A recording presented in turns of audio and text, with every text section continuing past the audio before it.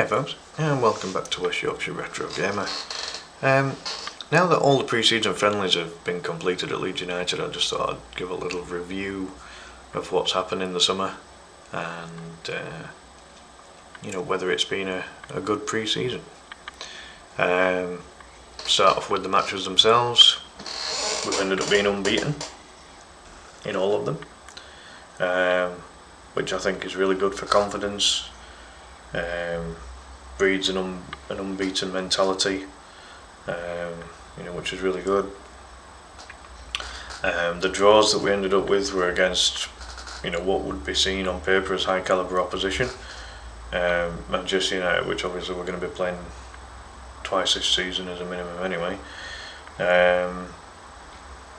and Villarreal from La Liga, and AC Milan from Serie A. It's really strong opposition there, really. And then the two wins that we got were against lower league German opposition when we were in the training camp in Germany. These were against German 3rd division team Werl and 2nd division team Paderborn. So no one from the Bundesliga, but they were stern enough tests, decent enough run-outs.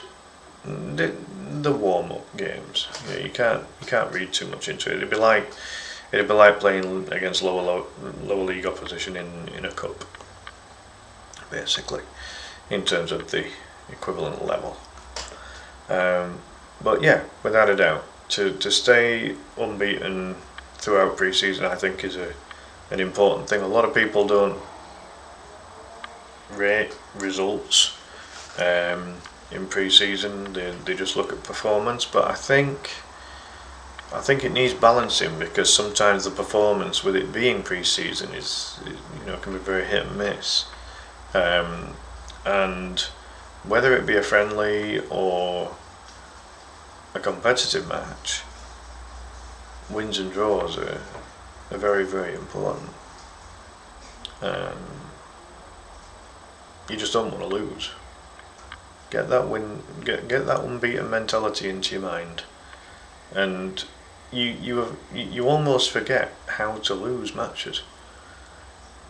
And on the flip side, if you don't get some wins and draws, you forget how not to lose. So I really do value the results that we got there, and it's good that we came up against solid opposition throughout. So yeah, very happy with that. Sam Byram, he was out of contract at the end of the season, but he has signed a new contract, which gives us some ready-made Premier League experience. He's played a handful of games in the Premier League before.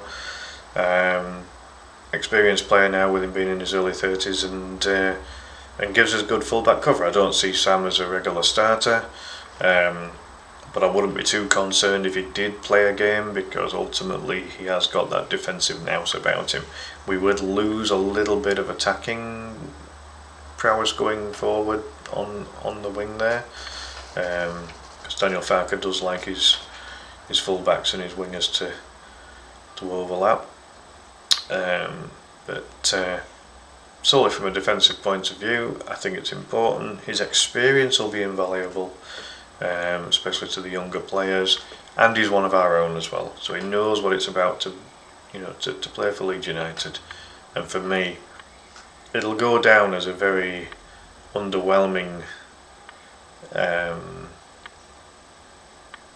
player that's staying, if you like, but I don't think you can underestimate what Sam Byram's going to do for the dressing room there, and just being able to pass on his experience to the younger players, and to the new players that have come in from abroad as well. So I'm very happy that Sam stayed on. I think it's important. A lot of people won't rate it, but I try to see things from the bigger picture. In terms of players that have left, Joshua Gilavogi, his contract was only a short-term contract when he signed in the first place. and it was to cover the injuries that we had to Ethan Ampadu and Ilya Gruev. We were really short there. We were only left with two midfielders in Tanaka and Rothwell at the time, and Rothwell and Tanaka were not as defensive minded as Ampadu and Gruev. Gilavogi just brought in that experience and cover in the defensive midfield area, and excellent in the dressing room as well. He forged a very good friendship with Will Nonto and Laji Ramazani, in particular, with those two, and just seemed like a right nice guy, and just someone that is going to be good around the dressing room, which I think was important. Daniel Farke prides himself on bringing in players that have got the right character and personality, as well as ability, and this is why we've got a very united squad, very tight knit. So I wish Joshua all the very best. Pleasure having him in the club, even for a short time, and whoever gets him will get they'll get a good person joining them, and that's massively important. Firpo's gone back to La Liga. I wish Junior all the very best. Had a very good season this last season just gone, getting into double figures for GNA and becoming established international for Dominican Republic as well, and he's had a good couple of seasons whilst we were in the Championship, and I wish Junior all the very best. I'm sure he'll do all right elsewhere now. Max Werber's gone out on loan to Werder Bremen, but there is rumours that he's picked up an injury, but it looks as if he'll still be able to fulfil the loan that he's having with them. Matteo Joseph has just recently been confirmed that he's gone on loan to Mallorca. I don't think this is a bad move for him if he can get game time. He was never going to get ahead of either Lucas Nemecha or Joel Perreault, and with him being in his early 20s, he needs game time, quite simply put, really. There is a good player there, but he needs game time, and he needs to prove that he can be a prolific striker. So I think the move to Mallorca could be a good one for him. Joe Gallagher has also gone on loan to Hull again, so familiar surroundings for Joe.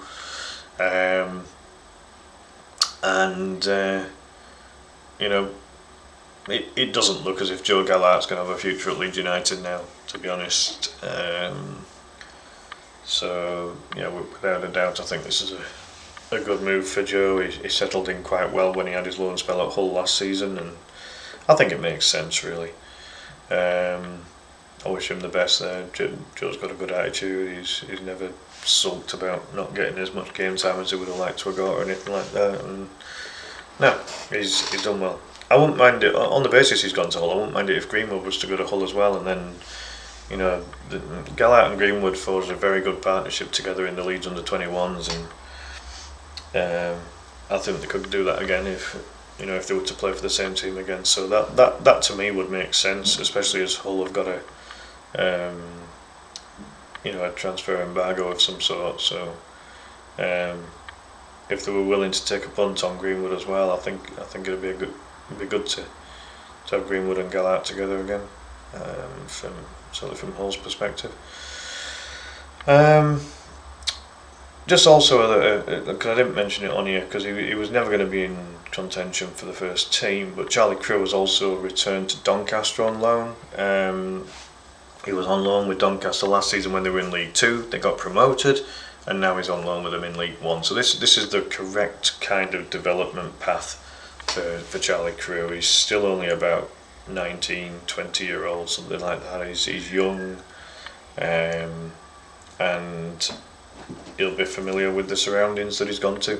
So that loan makes sense. But I didn't include him on here because he is still, he's still regarded really as a youth player, as opposed to, he's been on the, he's on the fringes of the first team squad.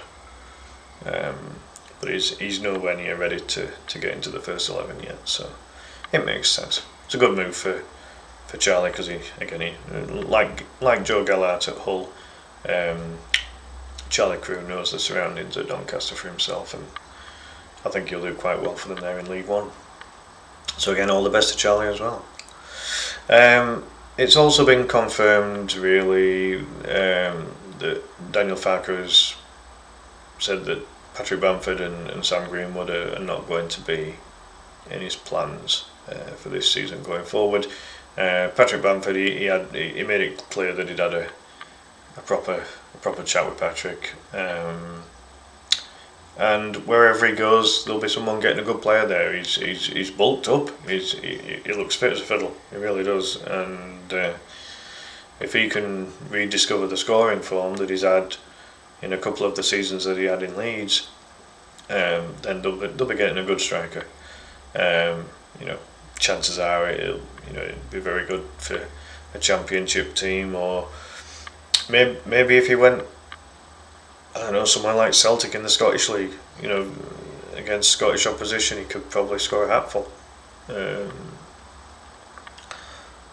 Again, probably not the right fit for Celtic because again they'll have European competition and things like that. But yeah, I think Bamford will probably go to the Championship. I would think. It's going to be about whether someone can afford his wages. He's on about 70 grand in the Premier League, so he'll be on about 30 to 35 in the Championship. To be able to get his signature, I would think. So it's got to be a club that's got some money behind him, that's for sure. Could possibly see him go to somewhere like Leicester. If Leicester feel that he'd be the natural replacement for Vardy, perhaps. Different type of player. Vardy relied on his pace, whereas Patrick Bamford's got good strength and hold-up play. So I don't know, but yeah, we'll see what happens with Patrick there. But I wish Patrick all the very best. He's been a good player to have at Leeds, and as I say, a couple of really impressive seasons. He got 15 goals in the Championship one year, and then he got 17 in the Premier League, which was exceedingly impressive. And that season, getting 17 in the Premier League, did earn him one England cap as well. And he'll probably think to himself what could have been, if his fitness had been better and if he'd have sustained that goal scoring in the top flight. I think he'd have probably ended up with more caps for England. But hey, he's got what so many players don't get, and that's a cap for England. So fair play to him. Sam Greenwood. Different situation, really. Kind of a similar situation to Joe Gallart. Him and Gallart, they're in their early 20s. They're not going to get game time at Leeds now. They've kind of had their chance and not taken it. Certainly in terms of the length of time they've been at Leeds now. They're both. I think they've both developed to a Championship level.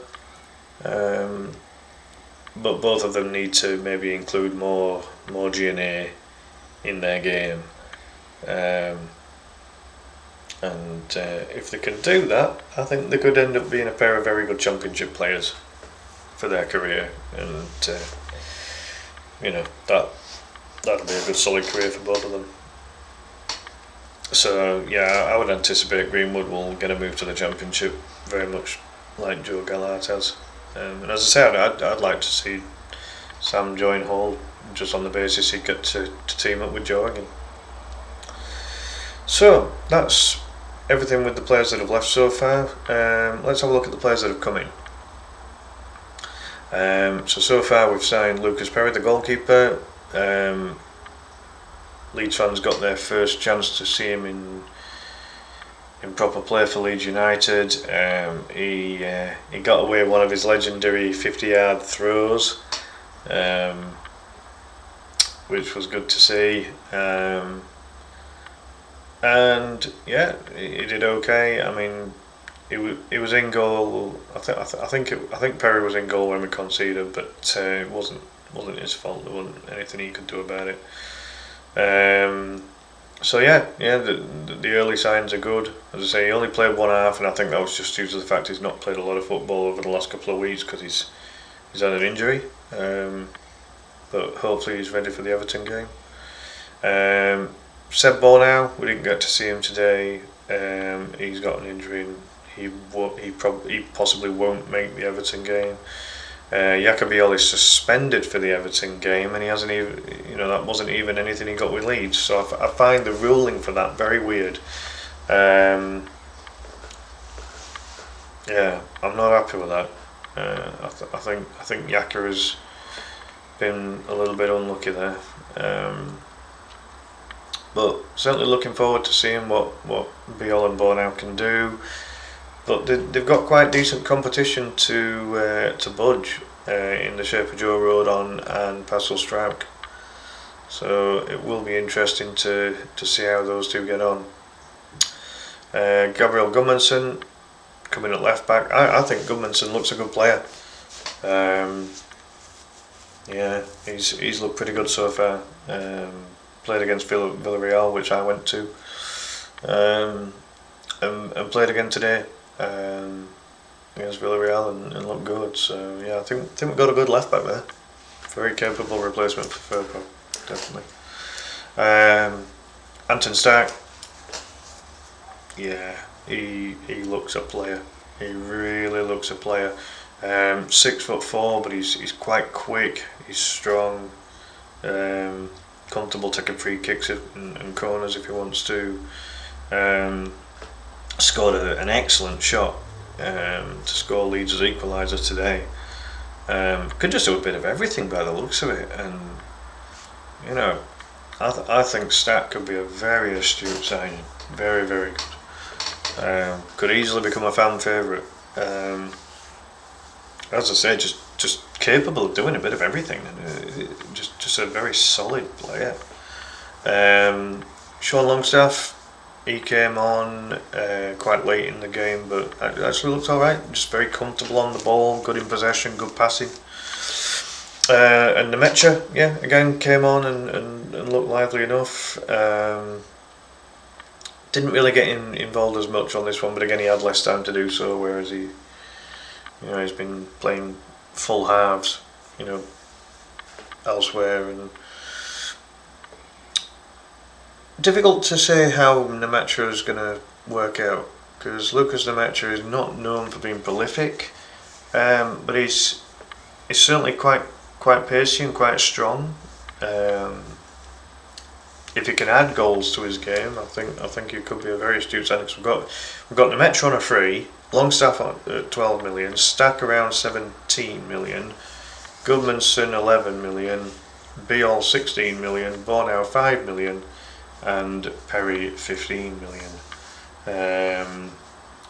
So with that, all the players have come in for under £20 million, which I think is quite good business, because ultimately it gives us more money to spend on more attacking reinforcements, which I'll talk about now. So I'm predicting that we will get another new striker in. As sharp as Pirro has looked in pre-season for the majority, he's unproven at Premier League. And as I say, Nemecha's not known for being prolific, so we definitely need a proper goal-scoring number 9.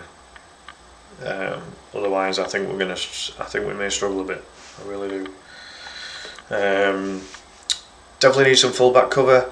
Unfortunately, Isaac Schmidt, he didn't play a lot of football last season from when we signed him, and I think this has stalled his development. I mean, he's not a young player, but he's inexperienced in English football, and I think for me, Isaac needs a full season of football, wherever that is. Needs to be at a good level, but he definitely needs a full season of playing football, so that he can improve on his positional sense, and maybe find out if fullback is actually his position. I'm going to take a punt here. I'm going to say that Isaac Schmidt would work better as somewhere more in the attacking third, either on the wing or as a as a 10 or an attacking midfielder, something like that. He's not a bad player, but for me, he's not a fullback. I really don't think Isaac Schmidt's a fullback. I'd retrain him. I'd retrain him in a different position and get more out of him. Because I think going forward, he looks quite good and looks quite comfortable on the ball. But I don't see him as a fullback. I really don't. So without a doubt, on that basis, I mentioned about, we need a new striker because we need a number 9 that's going to score goals. And we need a fullback because at the moment, Gudmundsson and Byram are fit, but as I say, Schmidt looks a little shaky at fullback, and Jaden Bogle's injured at the minute. And there's a possibility that Bogle might not be available for the Everton game, so we definitely need to sign a right back. Now there is an Italian fella called something like David Calabria, something like that. And he seems quite experienced. A player that's played quite a lot in Serie A, and he's available on a free transfer. So if we needed someone quickly, if we needed to get someone in quick, that's not going to break the bank, he could be a possibility. At the end of the day, we're going to need someone with some experience. There is rumours that Crystal Palace have been interested in Calabria, so that suggests that he would be good enough for the Premier League. If there are other Premier League teams involved in being interested in signing him. So in terms of a quick fix, and to add that bit of depth into the fullback area, that wouldn't be a bad option in my opinion. Tomiyasu, who used to play for Arsenal, he's available on a free as well, but he's injured, so that's not going to help. If he wasn't injured, I'd be after him. I'd be snapping him up as quickly as possible. But yeah, his injury record doesn't really suit the situation that Leeds are in right now. So hopefully that, or maybe the club has identified some right backs that they may be able to afford to buy. We'll just have to see. There was rumours of Tanganga, but I've always seen Tanganga as a centre back, and he's championship level. He's very good championship level, but he's championship nevertheless. For me, we need to be looking for better, and the players we bring in have to be better than what we've currently got. That always has to be the view. Can't be anything less than what we currently have. Otherwise, we may as well just use with what we've got. So we'll see on that one. From a striker point of view, I mean, I did a video on a whole list of wingers and strikers and tens that had very good goal scoring seasons last season. I can't remember half of the names now, but they were all very good last season. So there are players out there that Leeds could try and target without a shadow of a doubt, and would be affordable as well. So we'll have to see on that one. And then in terms of additional depth, it doesn't look very much as if we are going to play with a 10, so in a 4-2-3-1. The 4-3-3/4-5-1 does look more likely, based on how we've played in pre-season. So on the basis that we've still got Ampadu and Gruev and possibly Stack, who as I say, Stack originally was brought in as a defensive midfielder, but he looks like he can do a bit of the all-round stuff really. And then obviously we've still got Tanaka as well, and Longstaff, who can possibly do a little bit of everything too. So it's debatable as to whether we will bring in a complete 6 or a complete 8, but kind of like an advanced 8 or a false 10 might not be a bad idea, on the basis that it looks as if Aronson has been used more of a winger in recent times, which Aronson can play right wing. It's not orthodox for him, but he can do it. And then this brings us on to the winging, the wing situation. So as I say, Aronson has been more deployed on the wing because of the new formations that we've been trying. Jack Harrison has come back into the fray, and he's played quite a bit of the pre-season actually, but he got booed. He got quite heavily booed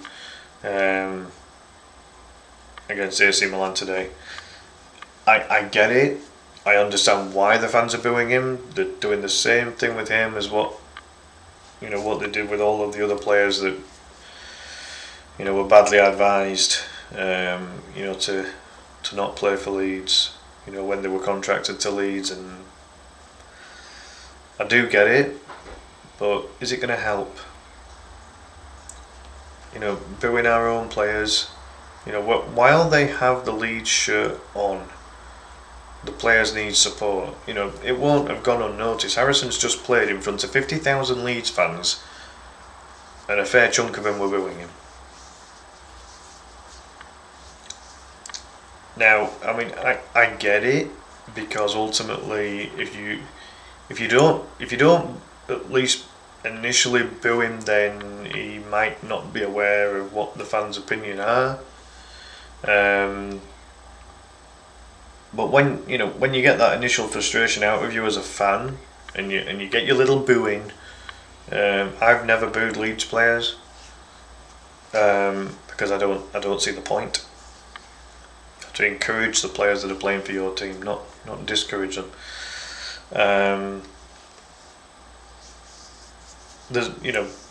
I'm not defending Harrison one bit, and he really should have told his mum to shut up.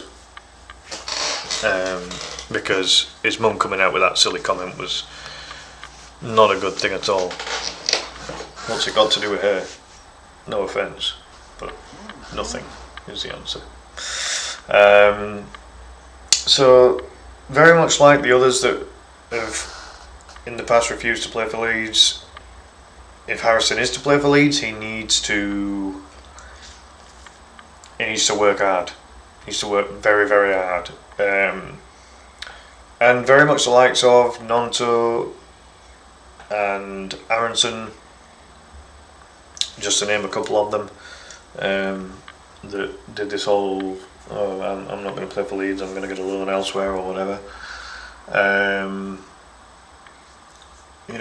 The likes of Nonto and Aronson, worked hard and have got themselves back into Leeds fans' good books.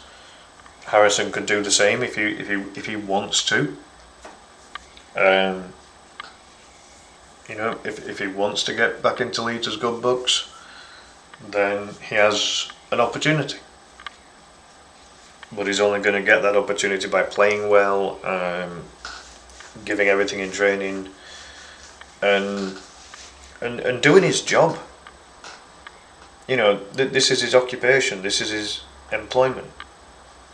And players who refuse to play for their club, in my opinion, it's a breach of their contract. It's a breach of their employment. It's a breach of the rules that have been put in place for them.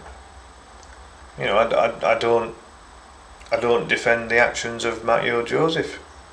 If Joseph had just gone on this tour in Germany and made himself available for the games, he could still have looked at getting a loan, and that's fine. You're going about it the right way.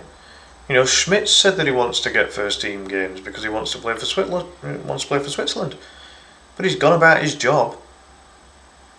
He's trained, he's played, and to be fair to Harrison, he's trained and played. So that's the very start of any kind of possible redemption arc, if you like.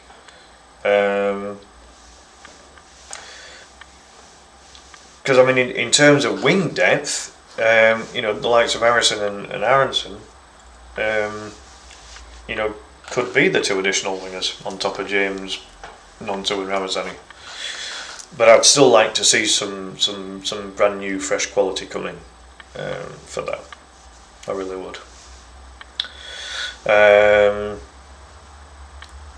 So again, touching on Schmidt and Harrison, which we've done already, there is the possibility that Schmidt and Harrison may leave, but I think only if suitable replacements are brought in first. We can't let Schmidt go, without getting another fullback in. Absolutely not. With Harrison, it's a bit different because we do have wingers at the club. But I just think that for the squad depth, we need to keep both of them until suitable replacements are brought in. And bearing in mind, Harrison's got about 170 games in the Premier League. Or I think it was about that. He's got a lot, anyway. He's got a lot of games in the Premier League. I'm not saying that he's Premier League level or Premier League quality. He was certainly very good at Leeds when Leeds played in the Premier League. But his loan at Everton over 2 seasons has been really poor. His G&A has been non-existent. So I really don't know what's happened with him. But he's shown in the past that he can be capable. It's just, whether he's got the right mentality at the moment. But there is, as I say, there is that possibility that both Schmidt and Harrison will leave before the transfer window is shut. But I do believe it's only on the basis if we get a new fullback and a new winger into the club. I also have a feeling that Ilamelier may leave. He didn't feature at all against AC Milan.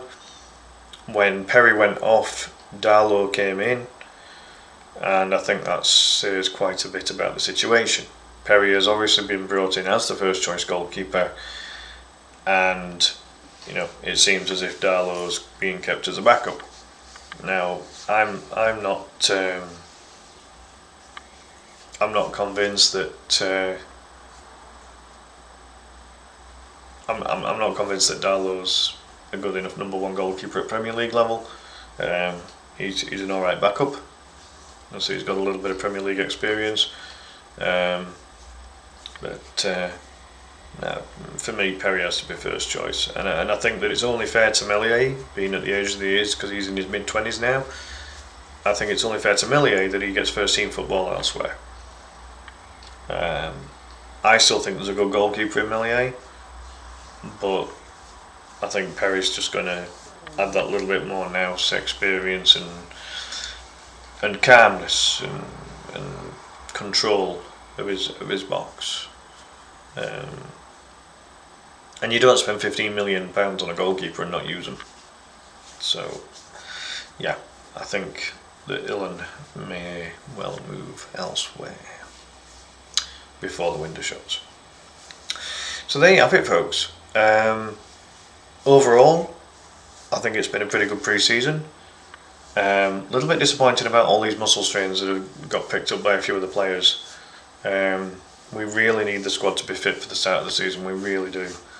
The players that have gone, I don't think we're losing anyone that's going to have a massive impact on the squad. In terms of them leaving, the players that have come in, I think, do enhance the squad and make the squad better.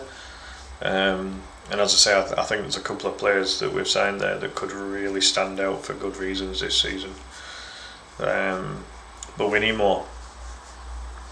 We definitely need more new players in. Quality. Quality players. There's no point in just having quantity. You could sign anybody if you just want a quantity. Get quality in. And if we do that, I think we have a chance of staying up. But now we just got to wait for that first game against Everton. Looking forward to it. Really hope we get players back fit and available, and really hope that we can.